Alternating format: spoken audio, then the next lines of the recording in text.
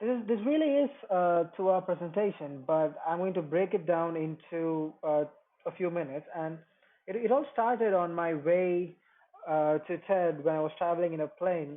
A kid next to me asked me, "What leads to success?" I felt really bad after that because I really couldn't come up with a solid answer. So I got off the plane and I came to TED and I realized that I'm surrounded by a lot of successful people. So why don't I ask them what helped them to succeed and pass it on to the kids? So after hundreds of interviews, this is what I came up with. And the first thing is passion. Freeman Thomas says, I'm driven by passion. Tedsters do it for love. They don't do it for money. The second thing is work. Rupert Murdoch said to me, it's all hard work. Nothing comes easy, but I have a lot of fun. The third thing is good. Alex Garden says that to be successful, put your nose down in something and get damn good at it. There is no magic. It's always practice, practice, and practice. The next is focus. Norman Jewison said to me, I think it has to do with focusing yourself on one thing. Then push. David Gallo says, push yourself physically, mentally. You've got to push, push, push. Like you've got to push yourself through shyness and self doubt.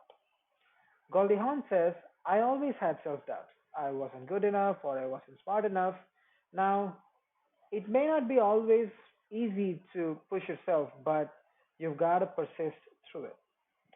Frank Frank J said to me that my mother always pushed me, so it doesn't actually hurt when you have someone else to push you. Serve. Sherwin Newland says it's a privilege to serve as a doctor.